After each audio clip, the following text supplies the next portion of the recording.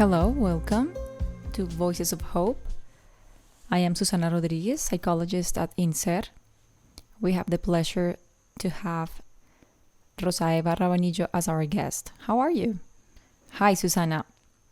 I'm great. It's an honor to share this space with you and to be part of this beautiful event. We're very happy to have you. Rosa Eva is a personal therapist, sexologist, couple therapy with more than 20 years of experience. She also guides infertility process. She's a founder of a virtual channel called Rosa Eva Contigo and also founder of the program Mujer Magnética y Poderosa, where she works empowerment, feminine empowerment, and the transformation of couples' relationships. She wrote a book together with her son, which is wonderful, called Anda que te tenga yo enseñar a hablar de sexo. Anda que te tenga yo que enseñar a hablar de sexo, with more than 7 editions. And today, she's going to talk about something very special for people who are looking to get pregnant or undergoing a treatment, because it's one of the areas that is most affected. The intimacy when you're searching for a baby. She's going to talk about how to take care of the desire of the partner when you are looking to get pregnant. Rosa Eva, welcome. Thank you, Susana. As I was saying, it's an immense pleasure to be here and to bring this workshop, especially designed so we can take care and reignite that desire that seems to be lost inevitably when you're going through a fertility treatment. We're going to discover, with what I've prepared, a very practical workshop with ideas, tools, techniques that you can use in your day-to-day life. And let's see. Does it affect infertility, the sexual desire of your partner? Yes. This is not a new discovery, because if you are watching this talk, it's because you're thinking about starting a fertility treatment, or you're already on the way and you've been able to live it on your own skin, how the sexual desire stumbles and it's affected with this type of treatment. The pressure of pregnancy to get that pregnancy triggers collateral damage that affects little by little the insecurity, the loss in the functions of sex, the loss of the spontaneity and enjoyment. And I'm gonna remind you about this. And that guilt that sometimes comes surprisingly when we are having a sexual relation and there's so much pressure, and then you feel guilty and there's so many emotions going on when pleasure comes. And this gets worse if, sexual problems are not only the consequence, but the origin of many problems. So in this process, we can find that we go through depression, anxiety, stress, guilt, lowering of our self-esteem, and all this emotional distress is what hurts desire. Because in order to feel sexual desire and being able to enjoy it above everything else, we need to feel, we need to flow. We need to take our mind away from it a little bit. And at that moment in our lives, everything is focused in achieving that objective. Too much reasoning, and that emotion gets lost in the way.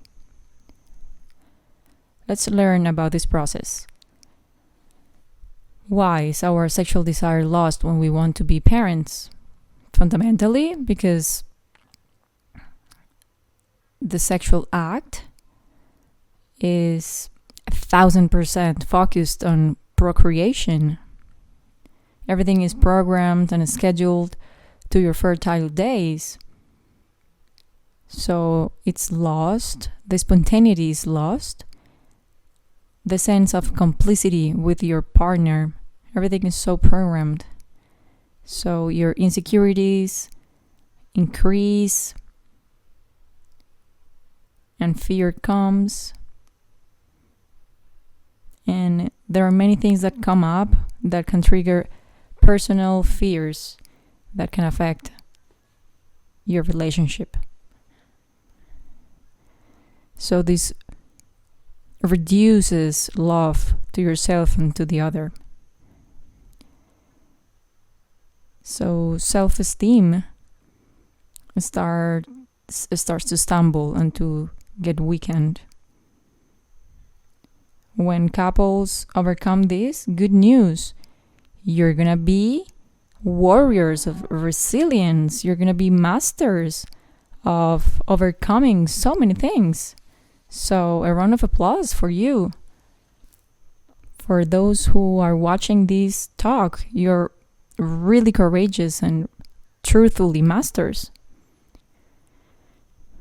Lack of desire can turn into a real sexual problem or is something that is temporary. Well, it depends.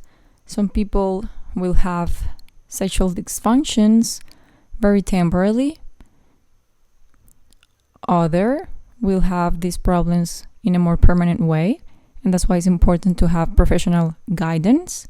And you have INSER. You're really lucky to count with this team that is bringing a lot of support in all levels. And some others will keep these dysfunctions until the process of fertility ends. Let's talk about these sexual dysfunctions. Let's start with the definition. What is a sexual dysfunction? It's a difficulty, mental or physiological, to sustain intercourse, satisfactory intercourse, that affects the sexual response. What type of sexual response? Desire, excitement, and especially orgasm. These three things are involved in this. The most common dysfunction is lack of sexual desire. And what happens if this is what leads to the rest? What happens here? I'm gonna tell you. Because sometimes we see a person with a sexual dysfunction and that triggers infertility. But we have to take into consideration that it's not always like that. The process of infertility can also lead to collateral damage that cause a fertility problem. What happens to him and what happens to her? There are some common points, and other that are more individual. Disturbance of desire is altered in both sides of the couple, and it can be in a very similar way. The disturbance of desire, hypoactive desire, I don't think about it, I don't have sexual fantasies, it doesn't cross my mind, or I avoid any type of contact, especially the one related to genitals, mine or the other person. I want to keep that away from me. Then we have the disturbance of arousal. In case of men, is linked to the difficulty in sustaining an erection. A lot of men suffer from this as a result of all this pressure, precisely on the days that they need this erection the most, this arousal the most. The days of ovulation of the woman, when we are asked to have this more scheduled sex.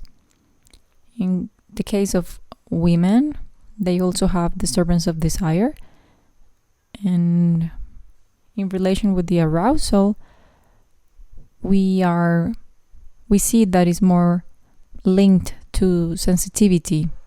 I don't get arousal and I'm not sensitive. I carry on with the ritual of the intercourse, but my sensitive side is gone. What can happen also? In the case of him, there can be orgasm disturbances related to premature ejaculation or delayed ejaculation. In the case of women, orgasm disturbance is linked to anorgasmia, the difficulty to reach orgasm. And in both cases, we can have a disturbance of sexual desire associated with pain, dyspareunia, that affects in different ways with different intensity. In the case of women, a lot of times there is vaginismus that won't allow us to have intercourse, and that will be an obstacle the whole process of getting pregnant. What other dysfunctions are there?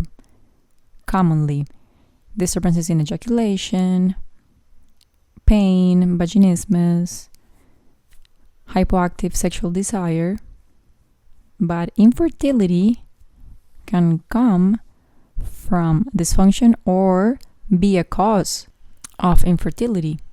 As I was saying, what happens? We need to have this very clear, that this obligation of having intercourse to get pregnant that we so much desire can result in a vicious cycle that we cannot get out from.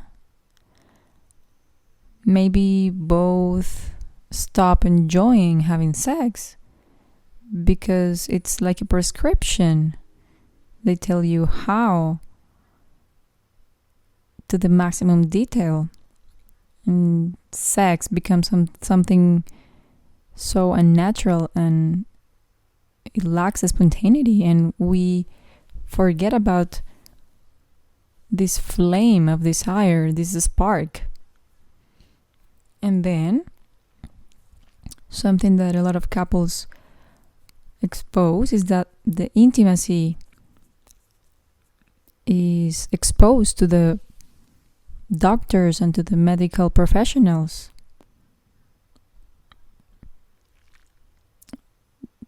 Bringing a lot of questions where you're describing your intimacy. Wow. Many times is what makes the process so mechanical. There are couples that come from a sexual dysfunction, and that doesn't allow them to have a fluid fertility process, but at the same time, the infertility problem of either one can trigger a dysfunction. Having said this, we also need to take into consideration that if there is not a pregnancy, there are other feelings that can be added to this: guilt, low self-esteem, feeling of the self-worth, and it can affect your partner, and it can bring certainty,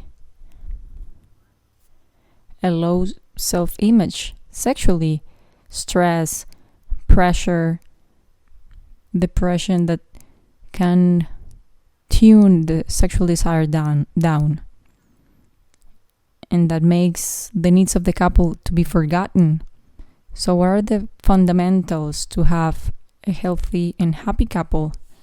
We need to have hopes and dreams, emotion, complicity, communication, but really listening to each other. And this dialogue will lead us to trust. These can all be affected. Having reached this point, when there's a couple in front of me, this question of, is there a solution, always come. And of course, there is a solution. We're here to find the solution. Everything I've said, maybe you've heard it before, but we're gonna bring the solutions in a practical way. Let's see some practical tips. 5 of the most common advice that I give to the couples I work with. I have chosen these 5 for you to be precise. The first one that I want to share is to ask you to be involved with detail, because desire that is not linked to detail is not worth it. Besides physical contact, there are many other important things. Self-care and care in general. Self-care in the emotional realm, the time that we dedicate to ourselves to pamper what's outside and inside. No one wants someone who is not paying attention to detail. If you come back home after work sweating, smelly, that's okay, that's fine, but would you be in a long-term relationship with someone who is filthy, who doesn't take care of himself? That's a desire repellent.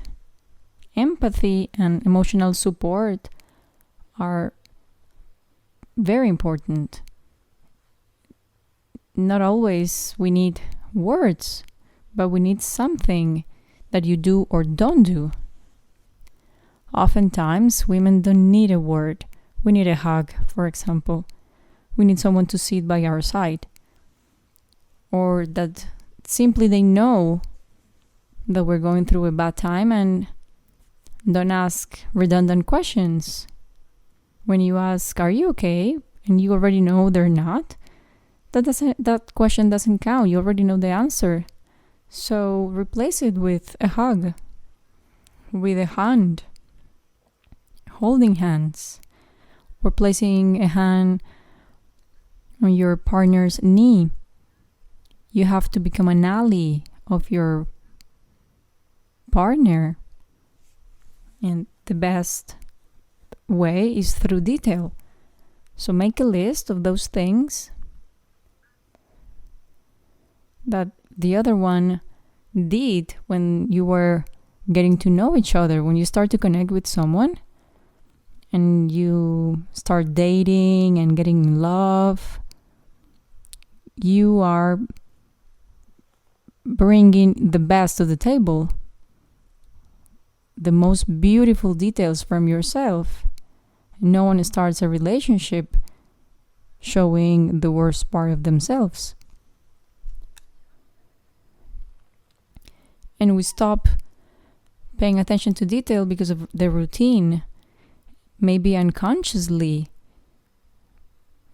we do it very unwillingly. Life leads us in that way. So I invite you to have a notebook and with a lot of honesty, write down, what did I like most when I fell in love with this person? I stopped doing this, for example. There's a photo of breakfast. If you live together and if you leave home a different time, the fact that the person that is leaving later makes an effort to wake up at the same time and have breakfast with you, and is willing to share with you that time, even if it sounds silly, that's very valuable. Having breakfast alone is something that in the end, it makes a difference. You can wake up a little bit earlier to make breakfast and have breakfast together. And make breakfast on a Tuesday as if you were in a hotel. Those details from the beginning of the relationship are very important. The second thing is to go back to courtship, something that is being lost. Desire is activated with sensuality and with subtleness. Here in Spain, we have a saying, I catch you here, I kill you here. It's good to have a lot of passion when I see this person and wow, all of a sudden we're on it in the business. But it's not the most important thing to go directly to bed and that someone approaches you in a very explicit way. What provokes more is that desire, that different touch, that I don't know what, that every couple has. You have to search, look for that spontaneity and that eroticism, to regain that eroticism. And I propose to love by day. Remember summer loves? Do you remember one of them? Even if you were a little bit decent? When you have a summer love, you never, well, it's very unusual that a summer love continues, because if you're in Colombia, maybe it's someone from New York, you know you can have a long distance relationship, but being realistic, that doesn't happen very often. But everyone remembers a summer love, even if it was short, even if it had an expiration date, and that you knew that you could no longer work, you always remember the summer love. Because precisely, there is an expiration date, and you need to love day by day and be very attentive to detail to create unforgettable memories as if it was the last. I'm going to share something that I do with my partner. I give him 1 day of love, just 1 day of love. Maybe every day of my life, because we are a good couple and we love each other. And there's nothing that indicates that we're breaking up, but our ritual is to give each other 1 more day. So at night, we assess if the other person, are we going to give them 1 more day? We have to find things that add to give each other 1 more day. If at this point it doesn't add up for 1 more day, we're not going to break because we've been together for a while. But at least I'm going to do one thing that my partner is going to remember. And before getting to sleep, we make a closure. And if we see if we can give each other 1 more day.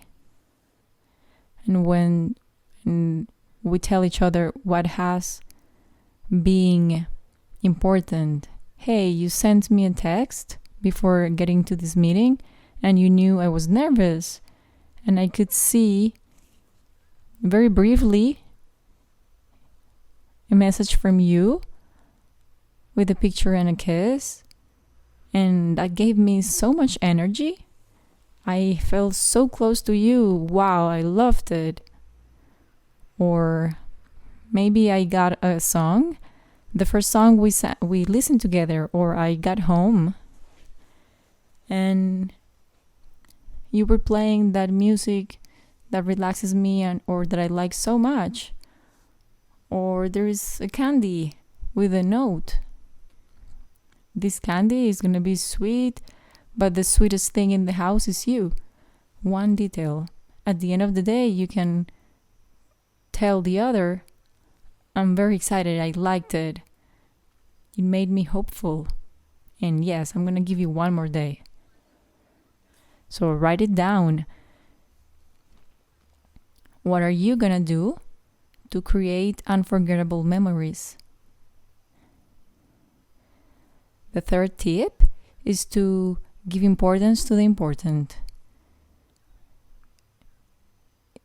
It's not important, the pregnancy, and maybe you're surprised saying, wow, are you crazy? You came from Spain to say that the pregnancy is not the most important thing precisely here at INSER. And well, no, the most important thing is not the pregnancy. Is the thing that you want the most, but the most important thing is you, both of you. You are going to create life, and that is above everything else. The most important thing is that you are together, not the pregnancy. And how do you protect that relationship? With emotion, with hope, with quality time, with warmth, time together that you recharge yourselves to balance what's happening, and that your partner is your love with capital letters. It's not just a passport for your parenthood or motherhood.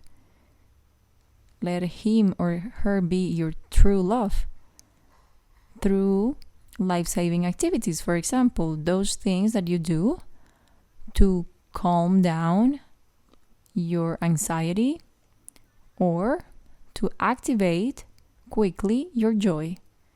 So we need to take this notepad and write down, when I'm sad or frustrated, I like to have a hot shower or a foam bath.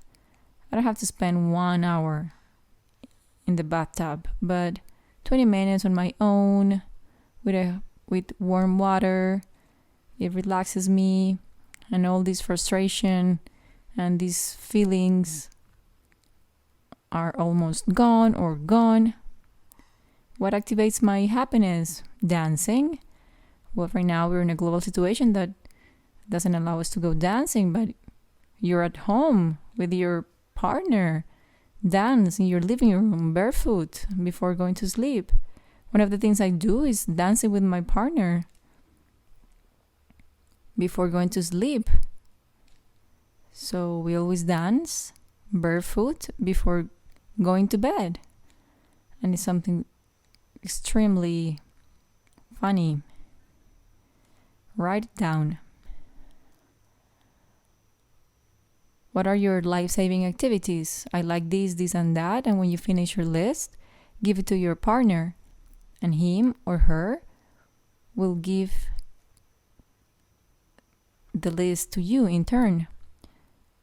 So when you come back home frustrated, your partner can go to the bathroom and prepare your bath. And it won't be necessary to talk that much, because when you're angry, words are not easy, and your partner is going to be there to help you calm down without you having to ask for it. If you get home and you're not well, but your partner attends your needs and says, come on, take 20 minutes for yourself, play your favorite music, and I'm gonna be making dinner, okay? Or you come back and your partner is taking a shower And then you surprise him or her by joining him or her. Remember the movie Memories of Africa? Robert Redford and this actress, very famous, I miss, Meryl Streep, where he was showering and bathing her head. Well, then maybe you can wash your partner's head too, and it works.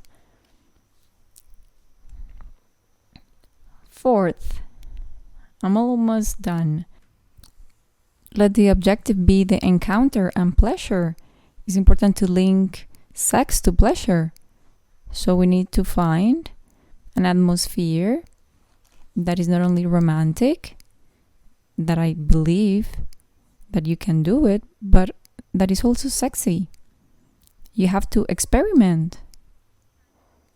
And I encourage you to discover the world of sexual toys, for example. Sexual toys are not only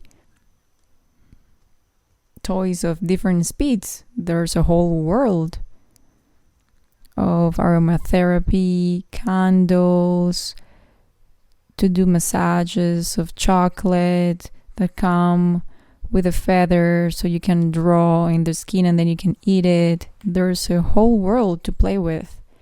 And we have to create those moments with time and the desire to have fun, because oftentimes the time to have sex is like determined, but we're not enjoying it, and we have to enjoy it every time we have sex. Include couples rituals, dinner, have a date, and fall back again in love. Even if you're at your house, set a date. You're gonna meet at the dinner table, for example. And both of them get dressed separately, and then you find each other in the living room. You have to know the fantasies. Your own fantasies on the other person's fantasies. We have to go for that spontaneity. And the last tip or advice to bring desire back to life, the proposal is that this preoccupation stays at the medical office. If you focus only on the objective, you're gonna miss a lot. I know you're focused on this dream, but if you only see the end, that is the pregnancy and your baby, you're gonna miss the whole journey of feelings, emotions, details that are so wonderful.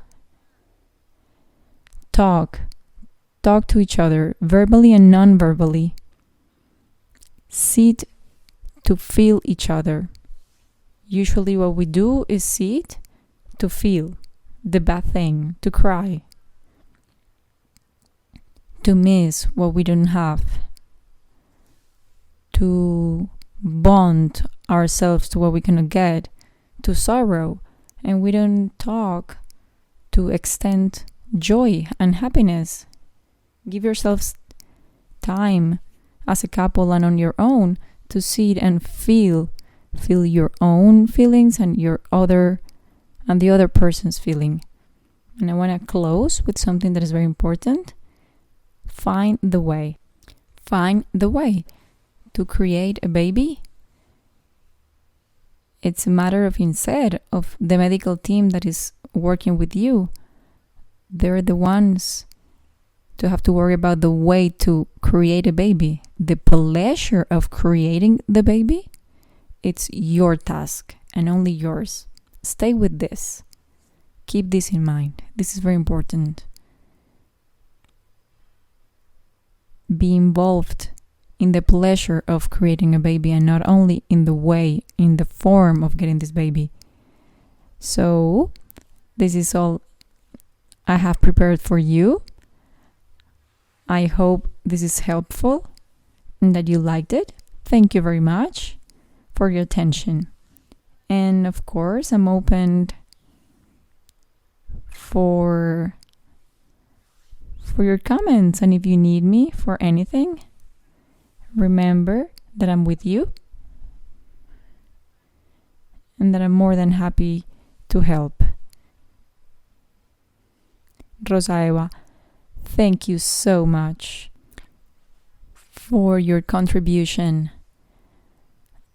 I'm going to keep as a takeaway from your talk the importance of taking care of your partner beyond the reproductive objective.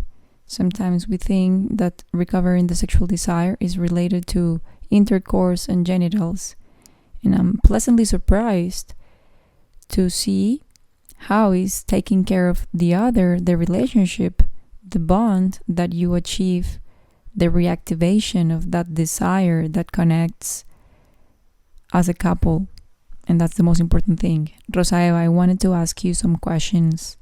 You said something in the beginning that is real, and I see it often in my clinical practice, and that sometimes sexual intercourse, when there's a reproductive objective, become painful, not only on a physical level, but also on an emotional level, because it reminds the couple, and especially the woman, that they haven't become parents yet. And how do you handle that conflict, especially in women, when they link sexuality with their pain, with the pain of not becoming a mother yet?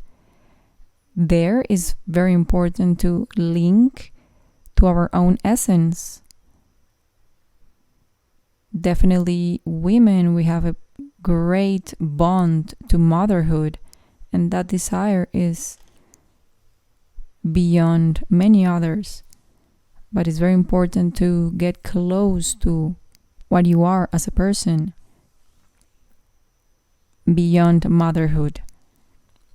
Life savings activities and complicity with your partner, that I was talking about, to recover what made the other person fell in love, is going to be really useful, because when we're feeling that emotional pain, we're not able to see what we really are.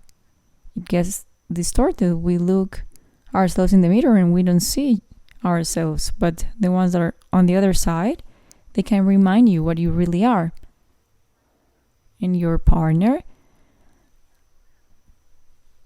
they love you for so many other things other than just being a uterus and being a mother.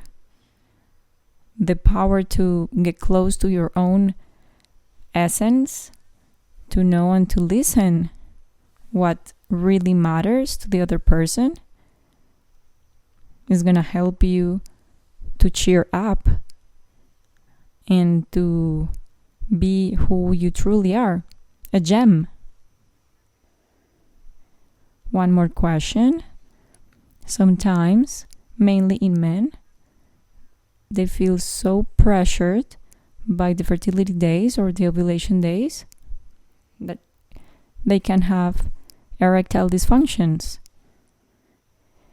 The doctor pressure, the pressure of having to do a certain task, the pressure of not, if I don't do it, then we lose this chance of the month. What to do if your partner has a dysfunction? How do you approach it? The man tried, but he had a dysfunction. How do you handle it as a couple? We can do something preventive and at the moment. It's important to get to that crucial moment in the most relaxed way. Everything we've talked, all these tips to do things that bond each other and relax each other and that we can have fun, is gonna bring the pressure down. When we are at the moment, it's important to reach those life-saving activities. For example, dance. Make it seem like it's not an obligation. We have to. It's a reality today. But getting home, have a drink, go for a walk, as it was a date, then we go home, we take a shower together, we have something hot, we play,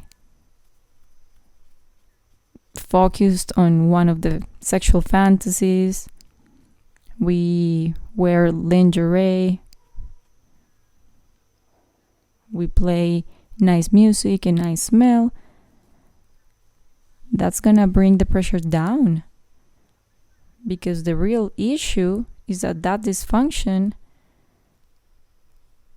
is a product of a lot of pressure. So the only way to regain peace is to lower that guilt, that pressure. So let's make it not so evident. No one feels desire for something that is evident. It's the art of subtlety, of the little details. There's something that I only say in couples therapies, is that if you're in bed, is that change your smells in the pillows. Put your best perfume in your pillow's partner, the one you wear for special occasions, that everyone says, wow, you smell so nice.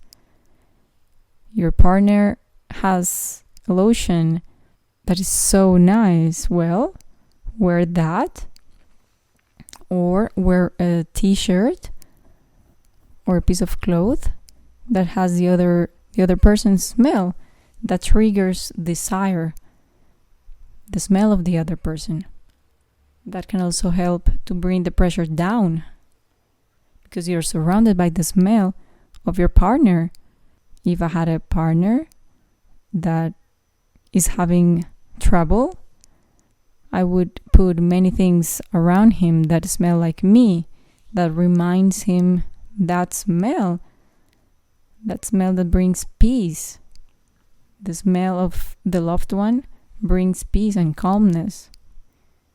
That's what we have to recover to lower anxiety. That usually works pretty well. But to get to intercourse in a joyful way. And if it happens during intercourse, we have all this foreplay, the romanticism, the detail, eroticism, but it happens anyway. What's the best way to handle it? Well, first, not to feel guilty to the fact or to the person. Self-guilt is usually harder than the other person's guilt. Feeling guilty of letting the other person down is very hard. So at the moment, you have two options. You can try to reestablish the dynamic with everything I have said, with the sex toys. You can try to play with fellatio or other practices, or we can leave it for some other day. Then if we try and try and try, we go the other way. We go the opposite way. If we work well in our foreplay, and at the moment, we're gonna have a lot of guarantee that is gonna work and that is gonna be okay. And if at some point it's not possible, well, then you can reestablish that ally bond. It's not your fault, it's not mine, it's no one's fault. Well, let's try again. And you're not a passport to my motherhood. You're my partner, you're my love. You're the person that I wanna have this baby with. The most important thing is you. Not your sperm, not my eggs. The most important thing beyond everything else is you, my partner, my love. A man, when he listens to that, you're not a passport, you're not raw material, you're beyond everything, my love. Things tend to relax. I agree. Rosa Eva, thank you very much for reminding us the importance of the couple's desire beyond the reproductive desire. Big hug to you. Much love in Spain, and I'm sure that your contribution in this event is amazing, is wonderful for many couples and many people who are facing the path of infertility. See you soon. See you soon. One last message. Well, to enjoy love with capital letters above everything else. If you're here, everyone who's listening to this, you have one common thing. You are love above all. And if you're going through this process, it's because you desire to give the most beautiful love. So cheer up. You're very courageous. And you're trying to do the most beautiful thing. Go for it. Big hug. See you soon. Thank you.